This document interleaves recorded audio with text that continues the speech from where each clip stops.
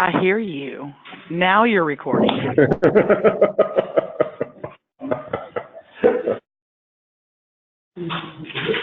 Lisa, are you not coming in here?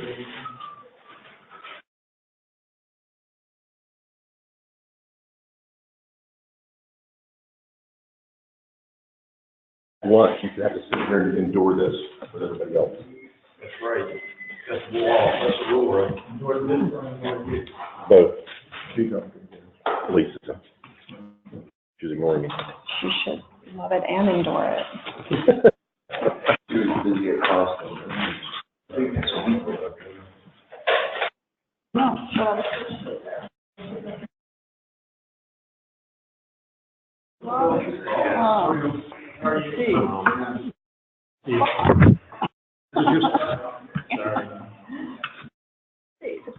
Here's the sign-in sheet, y'all. Y'all. Sign and pass.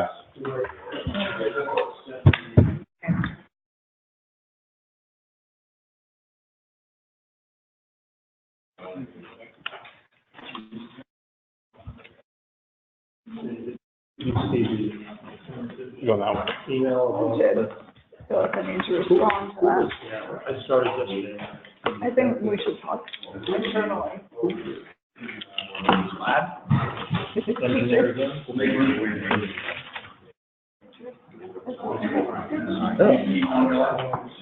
Copy your guide, Jimmy. What's on those? 14, 15, 16, 11. Going out, We all want to be enlightened No, by you, Jimmy. but if I have, I would say the offenders are probably St. Marie. Buddy.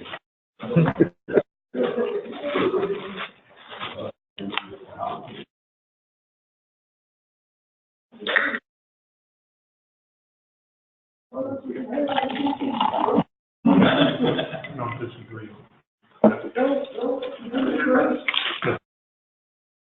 Yep. After years?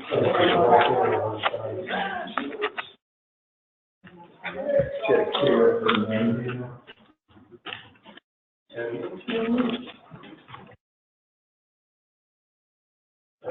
Anyway, but maybe we should get together today and respond. I can't do it on Friday. Neither can I. So I'm sort of like.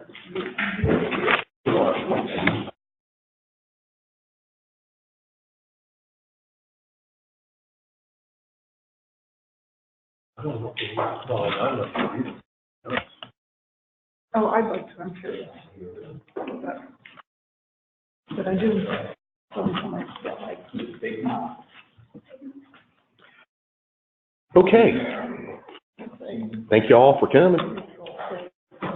So this is another AIA accredited class, so make sure you sign a little piece of paper going around if when you're an architect and all that. This is on renewable energy technologies and applications. So this is basically a presentation that I put together from the 6 weeks that I spent at the National Renewable Energy Laboratories up in Colorado. So I was up there every month for 3 or 4 days, going through 10-hour days of classes and hands-on tours, and it's all educational experience. So, so I put together this presentation, and we go through these AIA slides.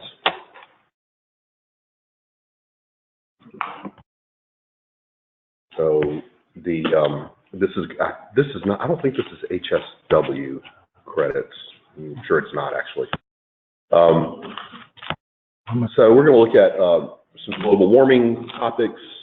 We're going to look at the NREL, their National Renewable Energy Laboratory facility. We're going to talk about wind, solar, geothermal, biomass, and then tools and resources.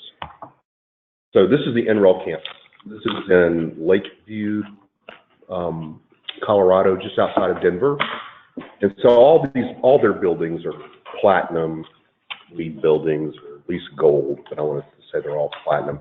Some of these are really new, and they're all experimental in renewable energies. They try all sorts of different, new and crazy things with them. And it's a really amazing facility because they have, how many PhDs do they have? I want to say they have like 200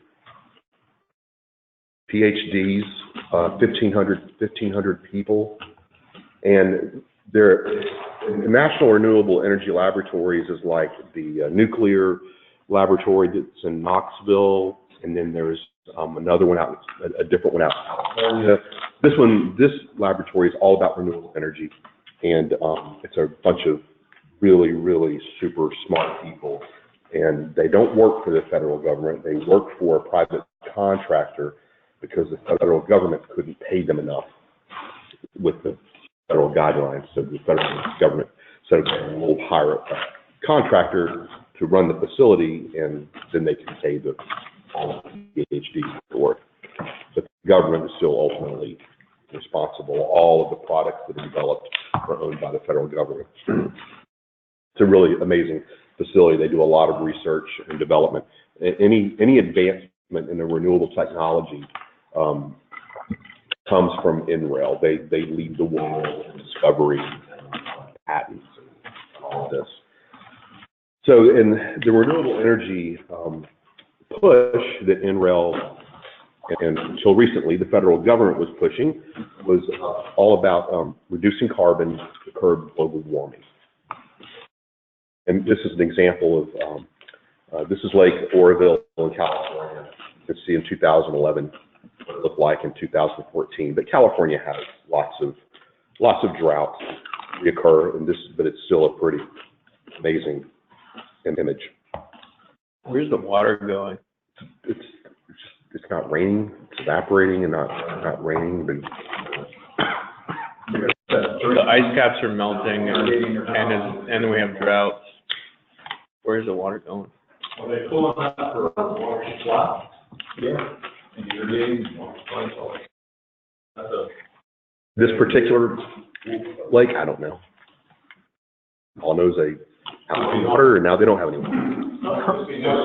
That much is clear. Okay, I have a lot of slides to go through, so we're just going to have to cut down the chitter chatter here. So global warming, climate change caused by humans.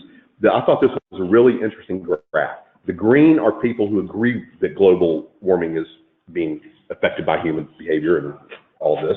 The gray are those who don't know, and then the red are the people who just say, no, it's not real, it's not real. And look at the United States. We have more global climate change deniers than the other major countries. Great Britain is as always not far behind us. But China's like, oh, hell yeah. So,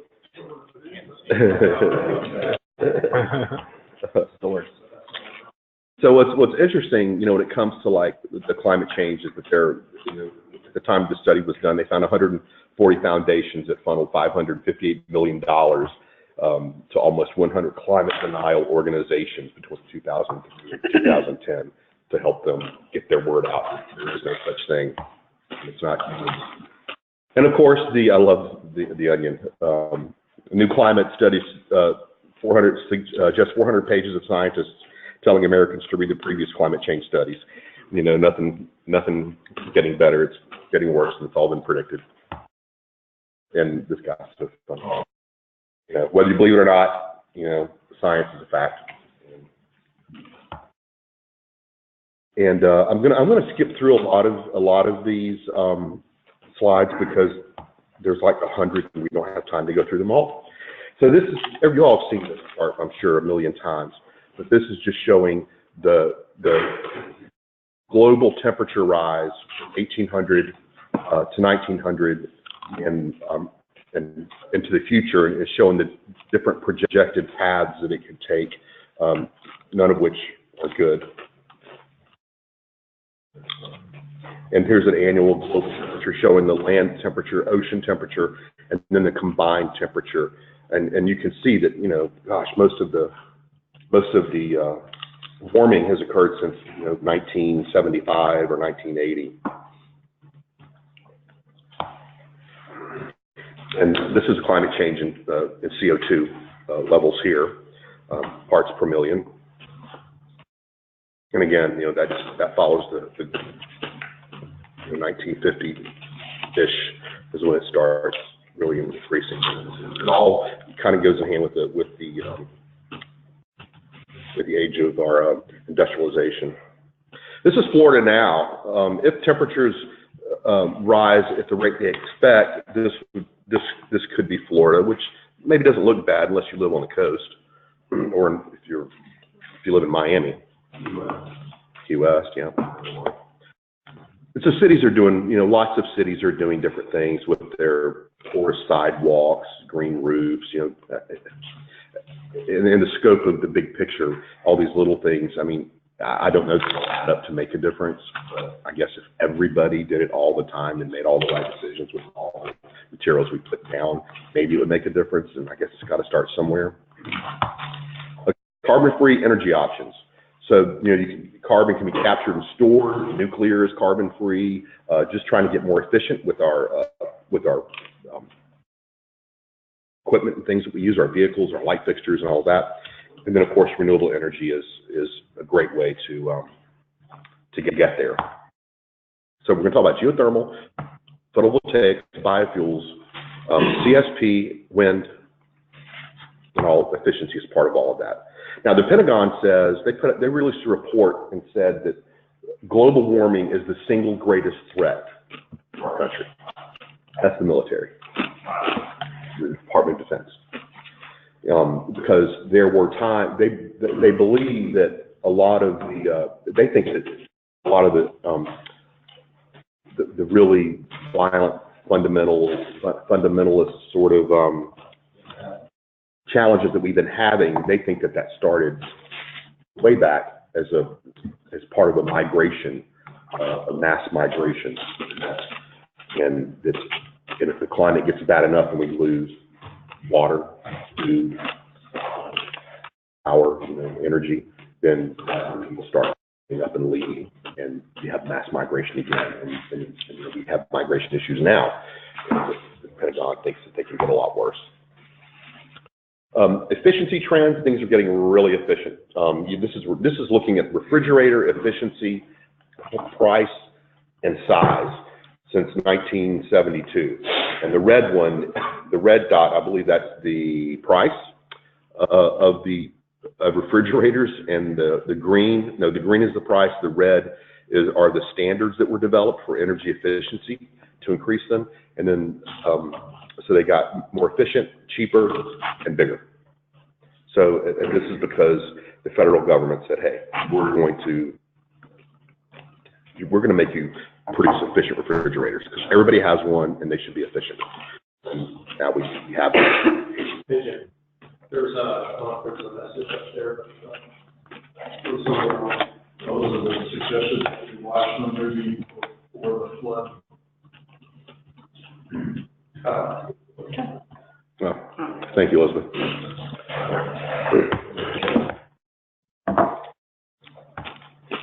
Okay, so what is a watt? Because we're going to be talking about megawatts, gigawatts, terawatts, and all that in here. So just understanding what a watt is. The average U.S. house uses 9,000 watts of electricity, 9 kW. 1 megawatt will power 200 average homes. A day or a year?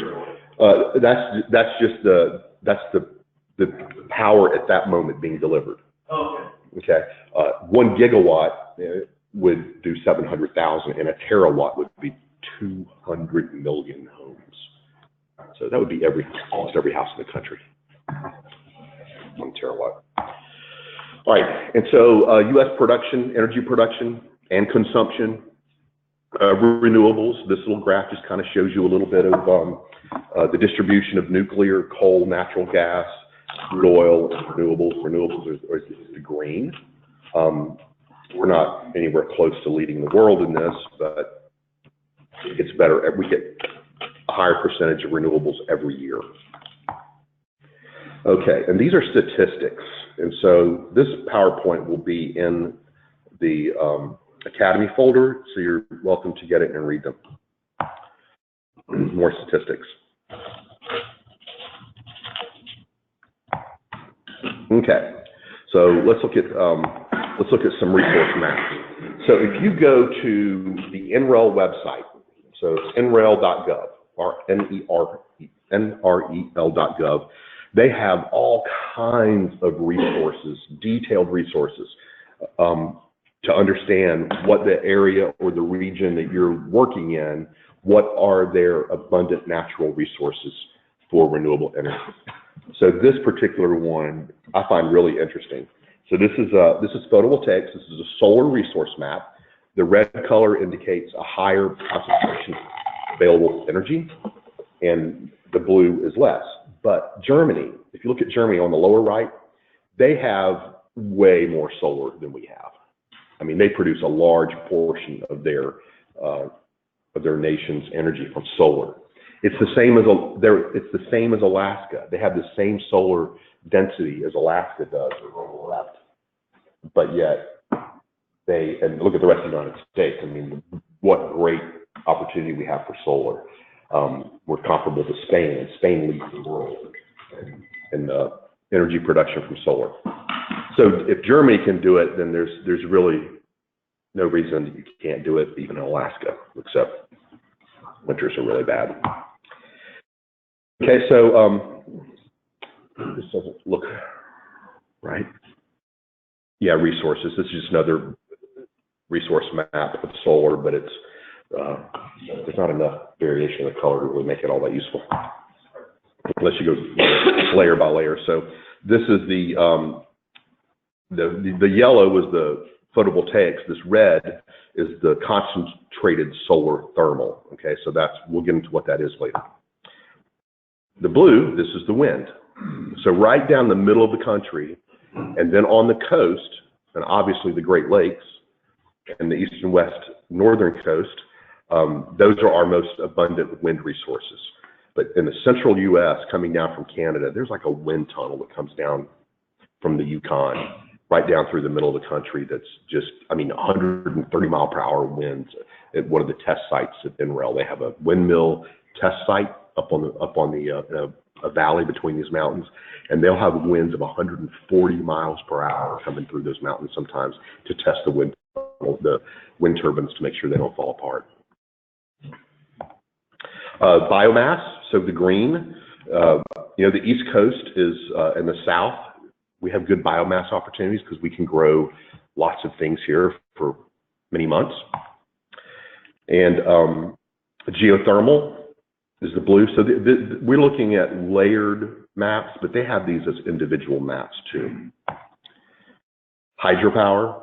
So, again, this will be rivers, dams, and some coastal. Waves. So we're not going to get into talking about the wave energy generation, but the waves are another up and coming.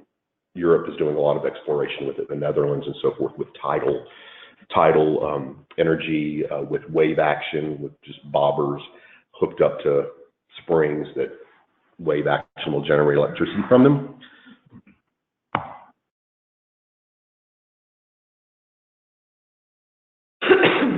Tidal, okay. So wave and tidal, two separate ones. And so this is showing theoretical potentials for energy generation if we took advantage of all of the resources that we have in this country. It would probably take care of 100% of our electricity grid if we took advantage of what was practical. All right, so the first one we'll talk about is just solar, and everybody's familiar with that. We just did a project at Norfolk Academy, 700,000 watt project, 700 kW almost, and 2,000 panels. So there's different ways you can do it. You can have the dish that spins and follows the sun is one option, and then of course you just have panels that can be mounted in a variety of ways. All right, so back to NREL on their resources for solar. This is their solar resource map, and again, you've got the best potential where it's red, but there is no bad part of the United States for solar. All of our resources and our power densities are good.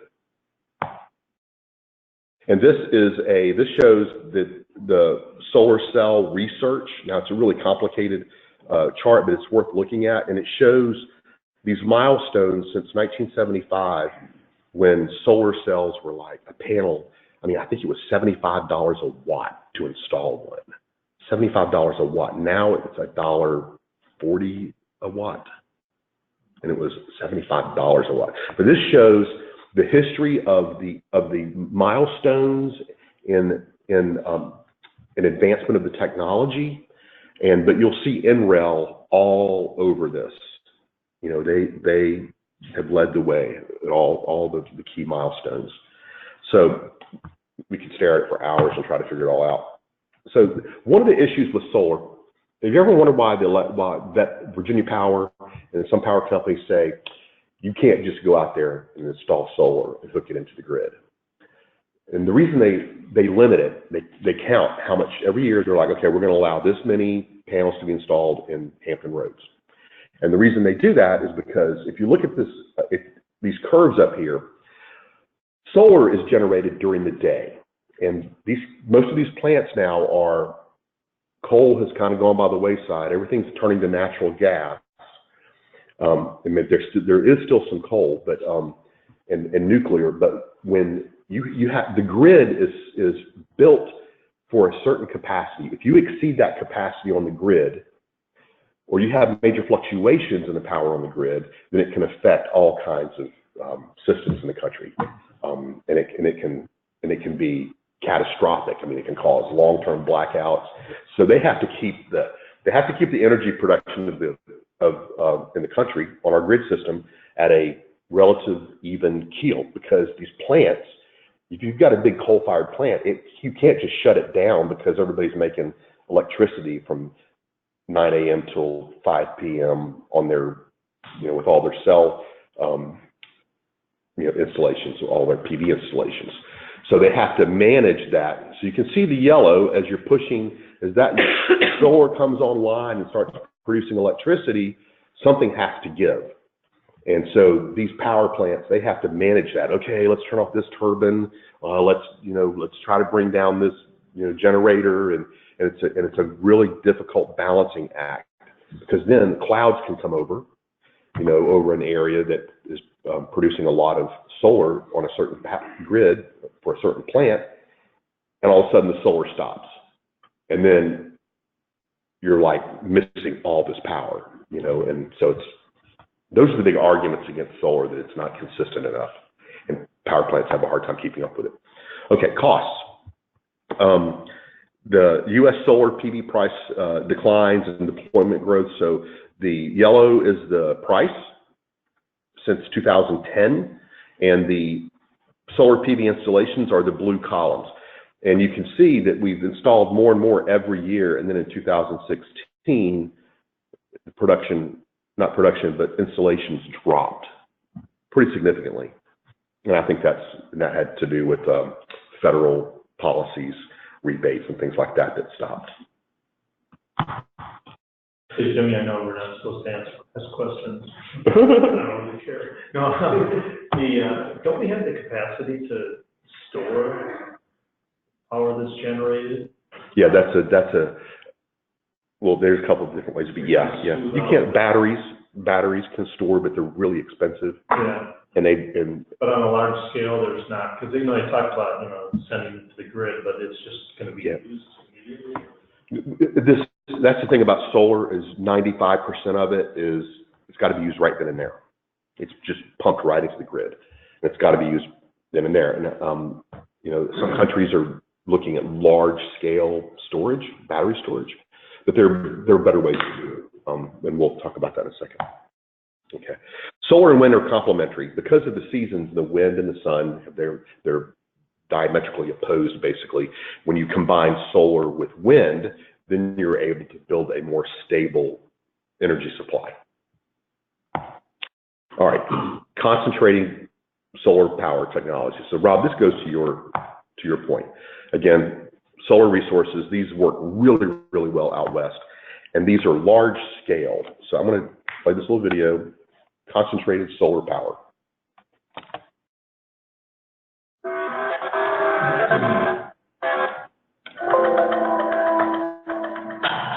Okay, take the natural heat from the sun, reflect it against a mirror.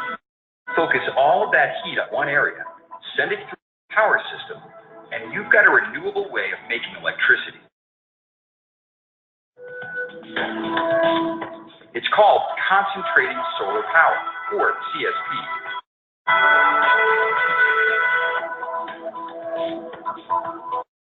Now, there are many types of CSP technologies: towers, dishes, linear mirrors, and troughs.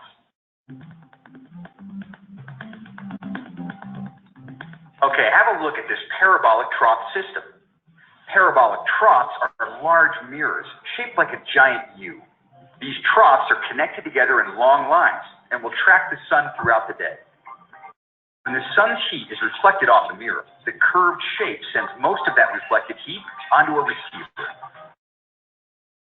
It's filled with a fluid. It could be oil, molten salt, something that holds the heat well. Basically, this super hot liquid heats water in this thing called a heat exchanger. The water turns to steam. Now the steam is sent off to a turbine, and from there, it's business as usual inside a power plant. A steam turbine spins a generator, and the generator makes electricity. Once the fluid transfers its heat, it's recycled and used over and over. And the steam is also cooled, condensed, cycled again and again. One big advantage of these trough systems is that the heated fluid can be stored and used later to keep making electricity when the sun isn't shining. Sunny skies and hot temperatures make the southwest U.S. an ideal place for these power plants. Concentrated solar power plants could be built within the next several years, and a single plant can generate 250 megawatts or more, which is enough to power about 90,000 homes. That's a lot of electricity to meet America's power needs. So the fluid in these CSPs it's like 1,800 degrees. I mean, it's mind-boggling. So this is one of their NREL's test facilities. Oh, I got it. Oh, man.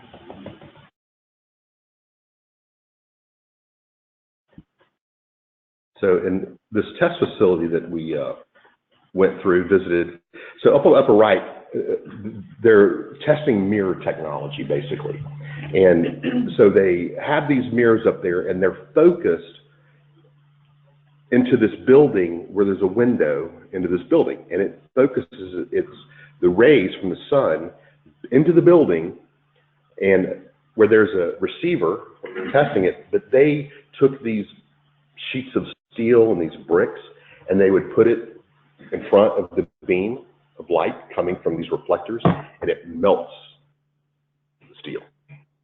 And it melts brick. How do you even do that? I mean, it was just those, what is this, 7 little mirrors. It's crazy. So CSP takes that energy, and I'm going to go through these slides quickly here.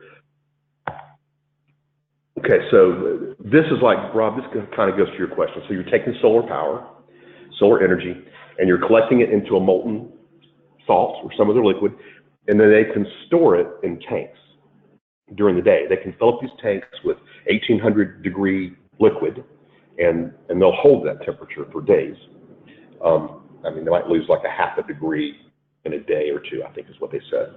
But then at night, when there's no sun, you can turn around, you can start pulling this hot molten salt and running it through turbines and creating steam using that energy at night. So this is like the best way to store it. It's the least expensive, and you can store massive amounts. But this is really a utility scale technology. Now, a university could do it. I don't think they ever would. So this again, just another diagram showing the using the tower, the power tower. And these are a couple storage tanks here for storing the liquid.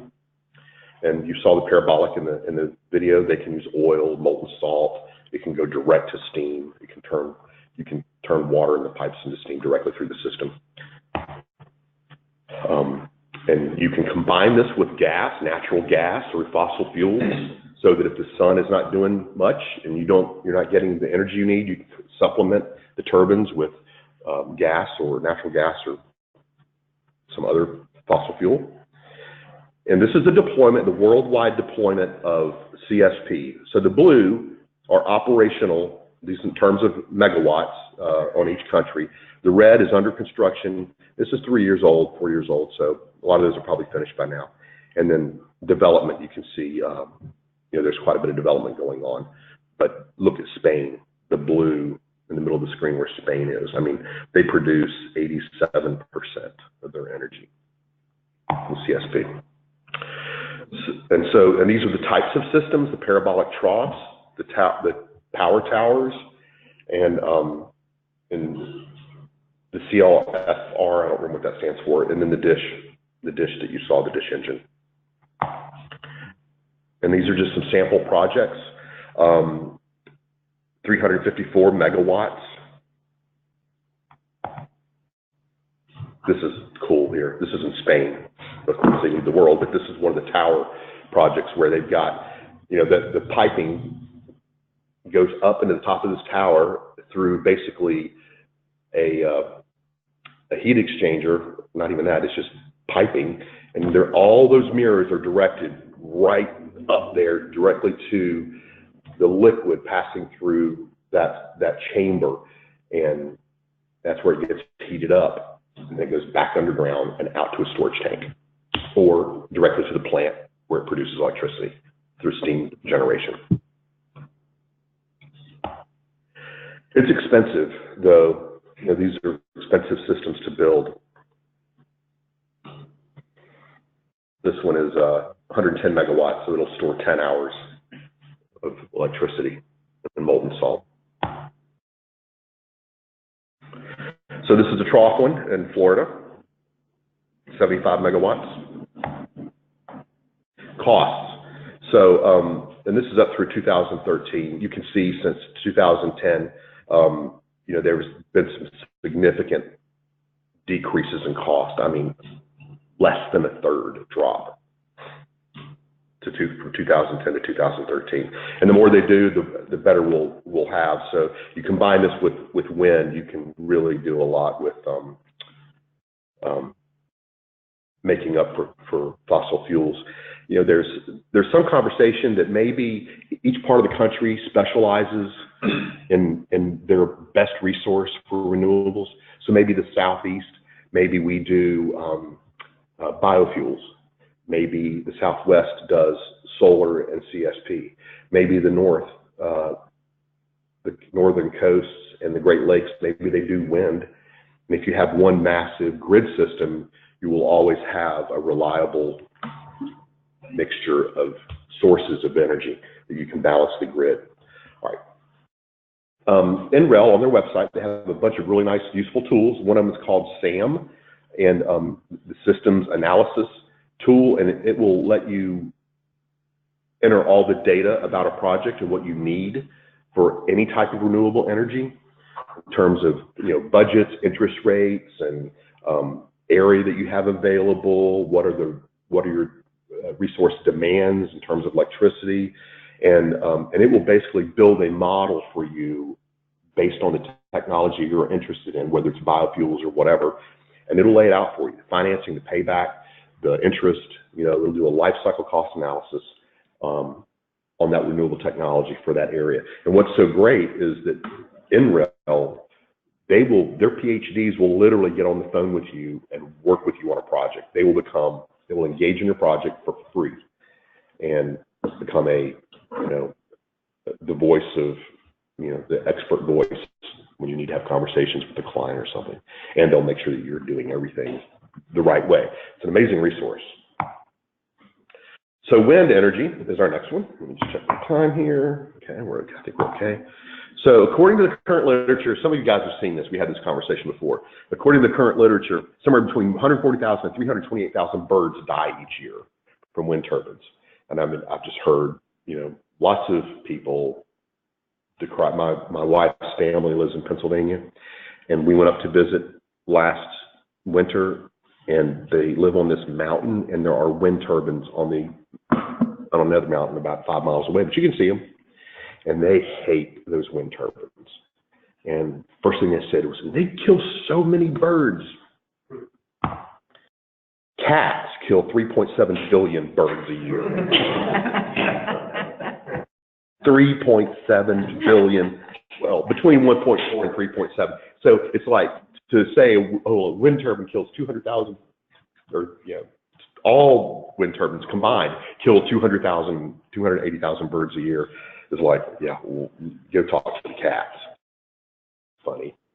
So and so when I was at NREL, Is the cat into the wind turbine?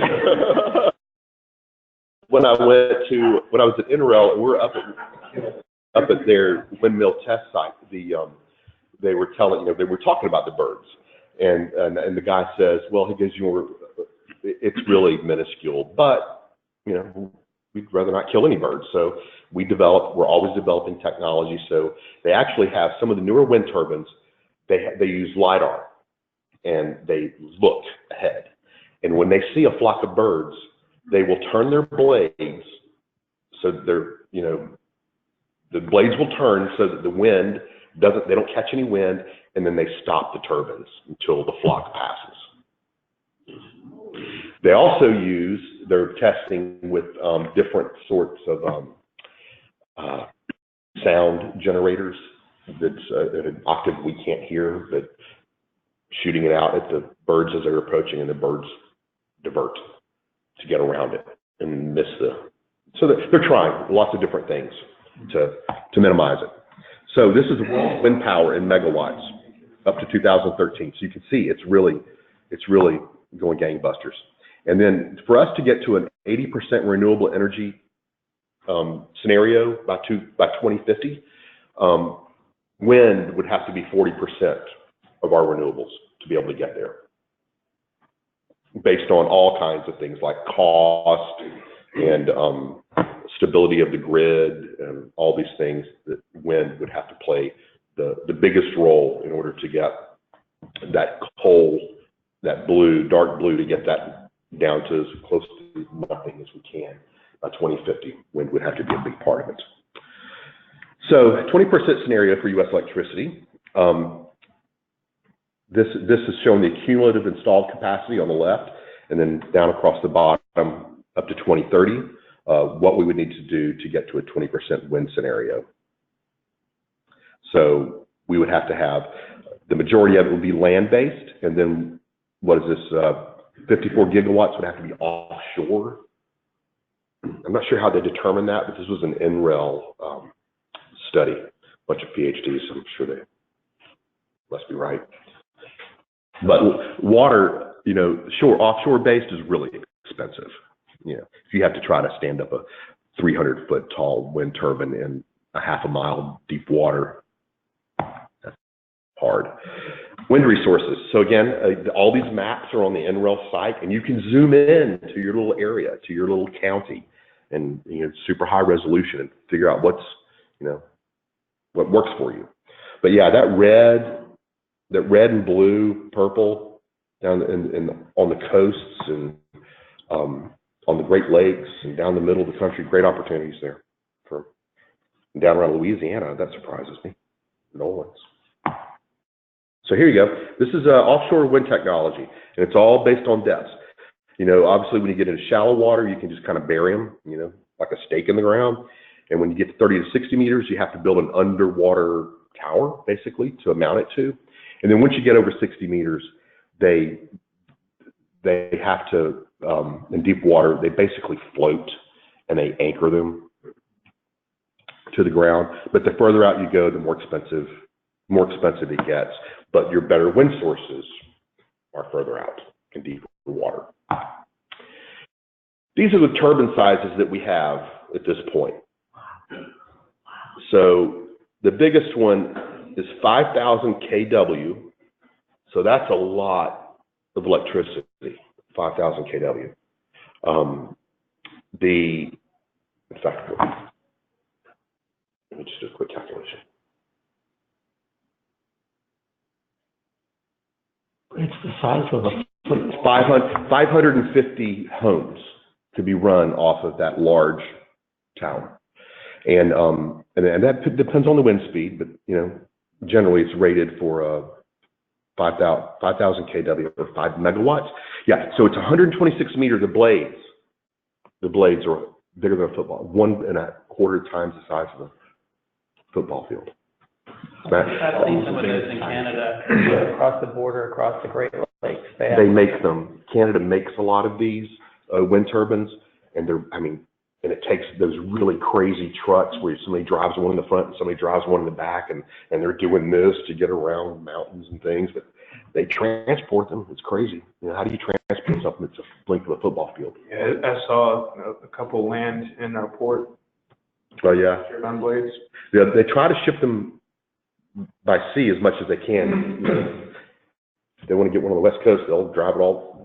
There's a video circulating on Facebook of a truck that's got, you know, the front and the back or going, making tight turns up a mountain. Yeah, it's crazy. It's awesome.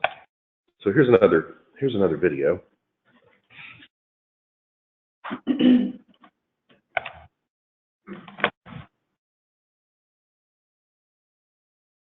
Apparently there's no sound, but this is showing the construction sequence of one of these things. So obviously they have a really big, massive concrete base that these things sit on.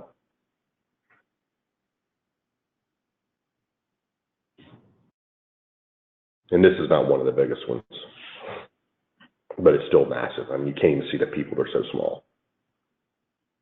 Crane, the small crane versus the big crane. Yeah.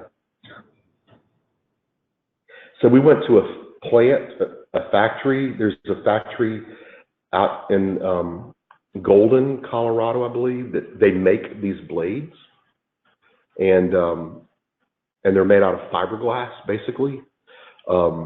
They have internal heaters, and I mean, but they're gargantuan. I mean, you stand inside of one of these things, and it's like, you know, 12 feet up, top of the inside of this thing. But they had, you know, they were always experimenting with them, trying to figure out, you know, there was an issue in Germany, I believe, where one of these massive wind turbines started having ice form on the blades. Now, those blades don't look like they're spinning very fast because they're so big, but they're moving at like 60 miles an hour, you know, the tips. I mean, it just doesn't look like it because they're so big. It's like watching a massive airplane fly overhead. And you're like, how is it even staying in the air? It can't be going that fast, but it's probably going at least 200 miles an hour. So blades formed ice, and then at some point, the ice came dislodged, and the shape of the blade slid off the end and was thrown 2 miles. A huge ice dagger, a football field long, was thrown almost 2 miles. Nobody was hurt, you know, didn't hit anybody, but then the whole industry said, okay, if the turbines are going into a cold climate, we have to put heating elements in the blades.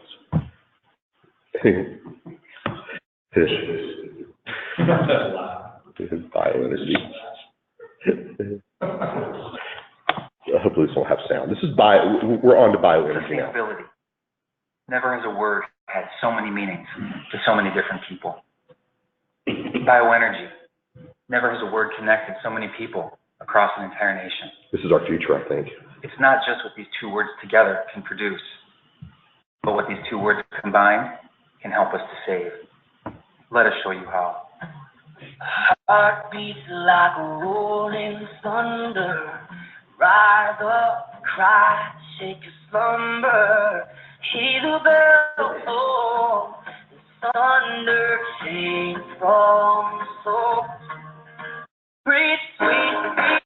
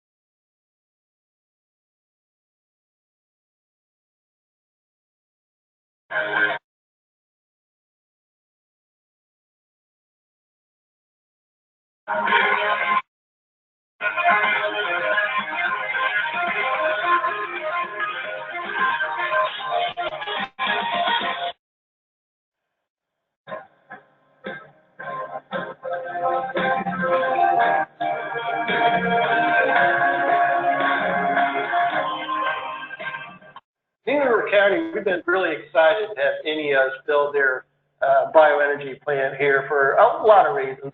We think it's put Vero Beach and Hanbury County on the map as a leader in sustainable technology. Our aim is to develop this technology, not only to use vegetative waste, but also household waste, dispose of these materials and turn them into a sustainable green fuel. We have a large landfill right next to us. All you have to do is, you can see it from I-95 traveling south, and you just have to drive by and realize, sooner or later this thing is going to fill up. What we need is a circle of life, and basically that's what we have here, is we're taking our waste streams and our waste products and using that to create electricity, which we need to progress as a society, and of course for fuel for our vehicles. If we use unique ways like we've developed here at Alston, where we capture that carbon back out of the atmosphere and use it again for fuels, we're actually recycling carbon through the atmosphere, through algae and ethanol. We're developing new technologies to go after fuel that we haven't gone after. That minimizes the impact on the environment. One thing that we did here at Alston is we actually did testing of that algae in the environment in advance of us using it outside. The algae is never invasive to Florida, and to me that's exceptionally important that we did that study in advance. We've been able to build on a long history of research at SUNY ESF, studying willow as a biomass and bioenergy crop. And then what we've done is taken that information and been able to apply it to this site. If we had installed a standard engineered cover, it would require hundreds of thousands of cubic yards of imported material, a huge carbon footprint. There's lots of these attributes of willow that are brought to bear in this kind of situation, in this kind of condition, that makes this really a very sustainable solution, but also broadens it in terms of bringing sustainable and renewable biomass into the community. Here in Seattle, we're surrounded by forests. We're surrounded in our urban centers, green belts, parks, street trees, incredible residential landscapes. And then the public forests and private forests that surround all of the cities of the Northwest collectively produce tremendous amounts of organic waste of various types. That's a resource that could be turned into biofuel, liquid fuels, or thermal energy. Feedstock that we work with span the range of purpose feedstocks, like starting from logs, short rotation forestry, poplar plantation trees.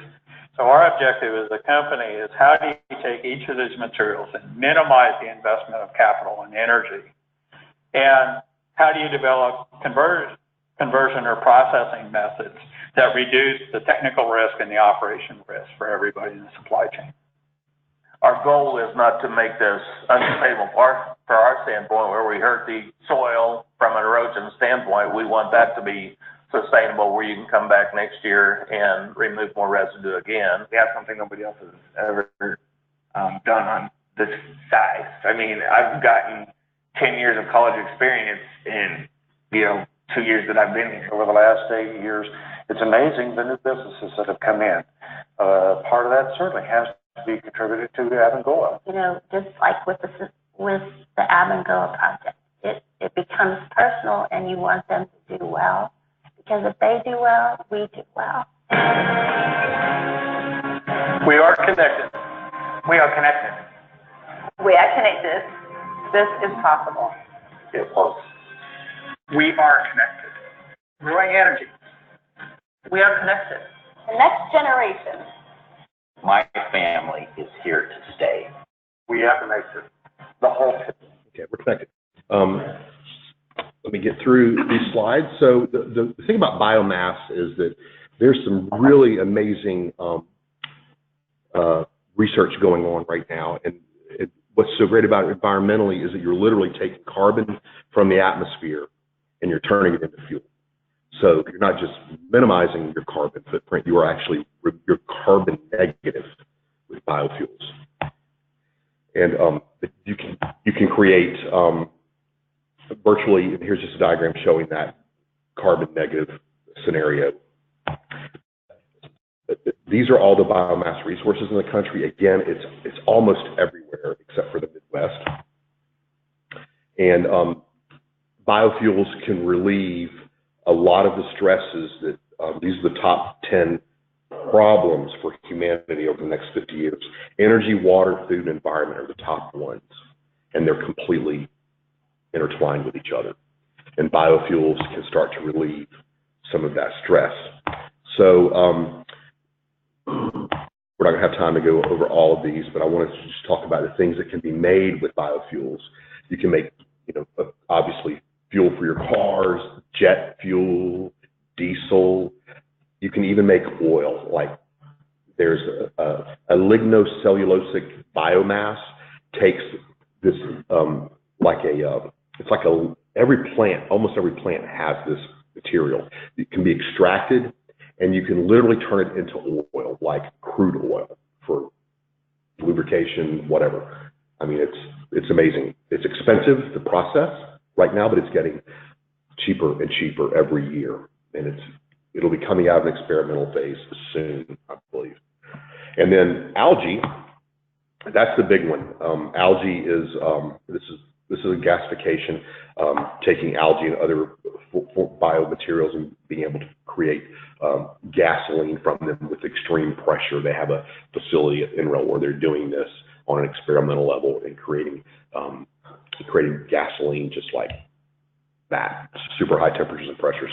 But sort of any type of fuel that you can think of can be made with biofuels, and algae is it's sort of like the holy grail for biofuels, and I'll show you why in just a second. But it grows really fast. It's not invasive. It will grow in any kind of water. It doesn't compete with food, with any other organisms really, and it absorbs carbon. That's how it feeds itself. And we're not going to have time to go through this, but this was going to be just showing how the algae can be broken down into different fuel types and used. And this is a very complicated system. Okay, so this is what is so amazing to me about biofuels. If you look at corn, which we make a lot of biofuels out of, 18 gallons per acre of oil yield, that's the equivalent oil you get. Algae, 10,000 gallons per acre. 1,200 to 10,000. I mean, it's just not even close. I mean, it's such a massive amount of energy from algae. So when that technology, down the lower right, you can see those are algae beds. And when we get to the point where we can mass produce algae and on a mass scale convert it to energy, it's just going to be incredible. I think it's decades away, but the last one is geothermal. Everybody's familiar with the geothermal, okay? It can be used for a lot of different things. We're not going to watch the video, but let me encourage you all to pull this up, this presentation, access it, and watch some of these videos. But these are, again, resource map from NREL on their website. These are the geothermal resources. Now, the thing to remember is there are different kinds of geothermal, okay? So you have a geothermal heat pump, which is what we would use around here, where you're relying on the Earth's temperature to be a consistent 54, 56 degrees. So that's great heat pump weather. If you've got a heat pump at home and it's 54 degrees outside, you're producing lots of energy pulling it from the atmosphere when you're in the heating mode. It does a great job if you have to use air conditioning at 54 degrees. I mean, so when you have ground temperature at 54 degrees, it's really great for residential application heat pumps primarily. But if you go to the areas that are red, okay, that's volcanic. So that's not, consistent 54 degrees, that's consistent 2,500 degrees. And that's where you have large plants that will take that heat, they'll push water down into it or some other liquid, superheat it, bring it back up, take it into the plant, use it to turn water into steam and generate electricity from it. So they're talking about doing this at, what's the big volcano, the super volcano out west? Yellowstone? They're talking about trying to actually, NASA is doing a study that could they put in a geothermal type system in different locations around there to try to remove massive amounts of heat, to force it to cool down and solidify. Some diagrams showing these geothermal plants. So you'll see these in Iceland, you'll see them in Washington State, Colorado, anywhere where you have volcanic molten rock that's not too deep is where these systems make sense, and these are just for electricity. It's just to generate electricity. It's not like the geothermal we would use here to just give us a more efficient air conditioning system. And they're on a massive scale. And again, more diagrams here showing some of the cycle of rainwater being heated and coming up, and an image on the lower right of an actual plant.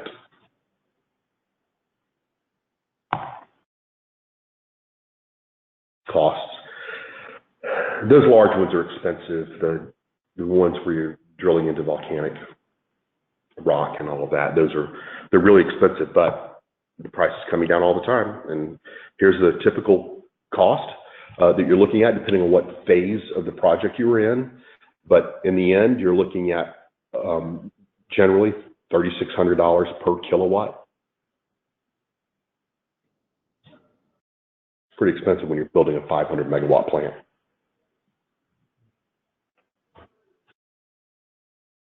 But it's reliable. It's a reliable source of electricity generation. And it's carbon neutral for the most part.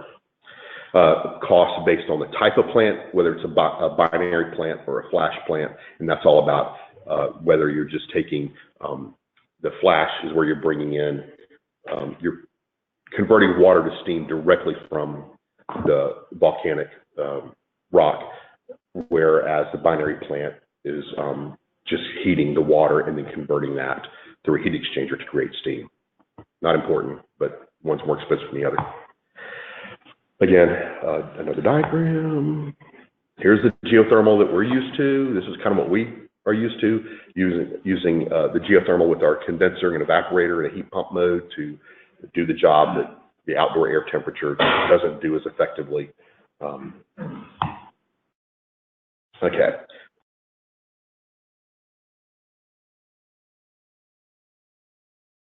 So the tools, what I want to do is just pull up really quick. We got a couple, well, this will take a minute and we'll be done.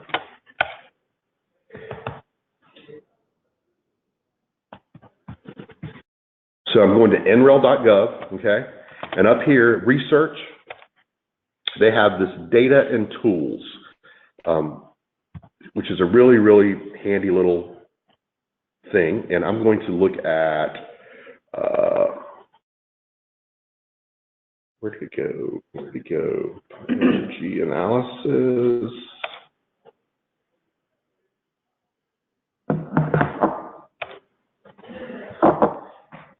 I'm just showing you a bunch of their tools here.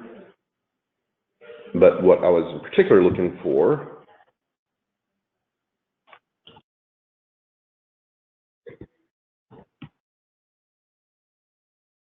here we go. So let's look at 120 Atlantic Street.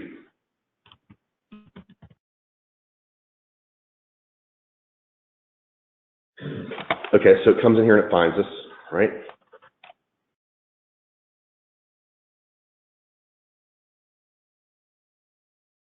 what I just did to make my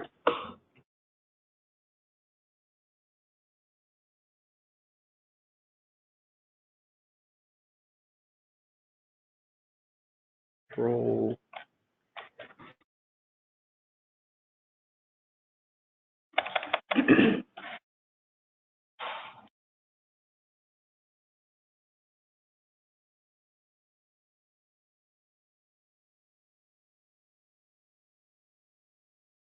Go.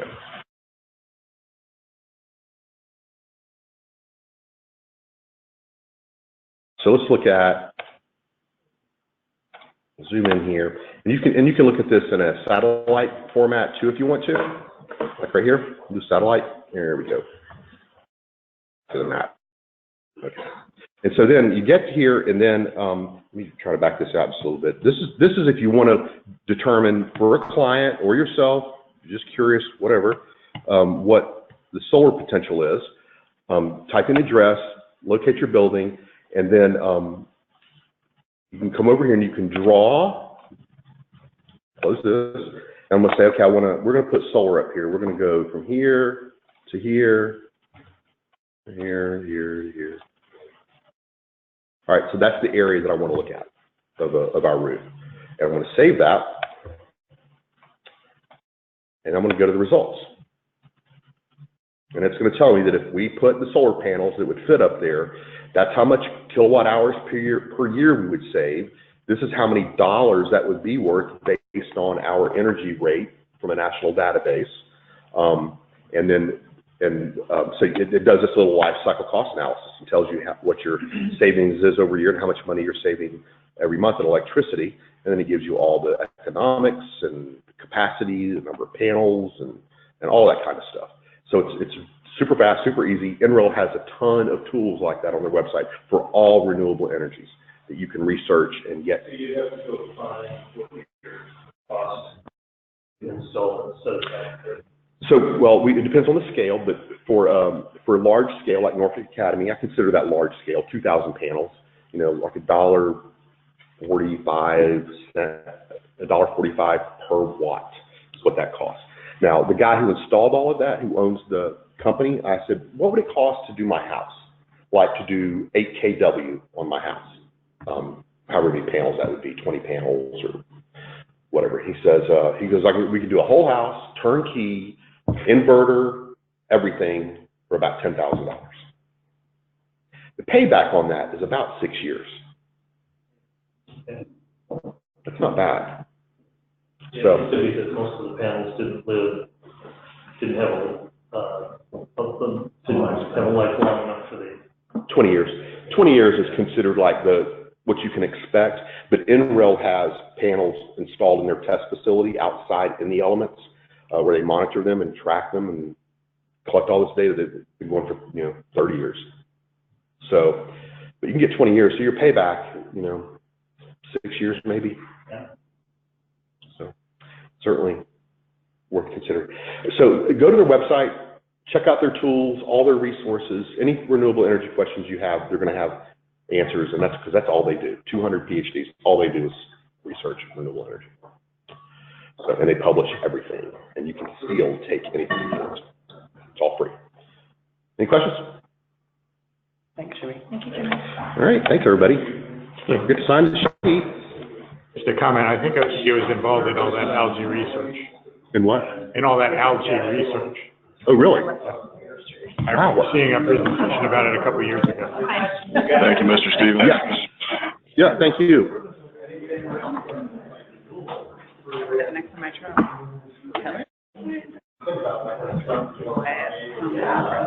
That doesn't fall off. Sorry, I'm trying now. So I kind of want to.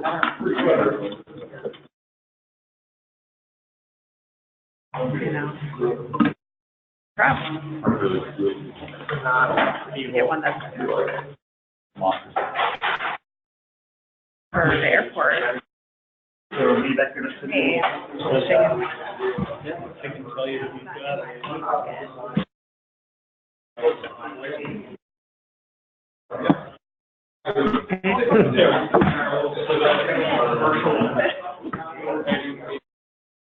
Topics came up, so you and David on page as far as what we talked about. Or Line of highway. There's some nice. Yeah. Kind of build the data. Deanna. Submit on.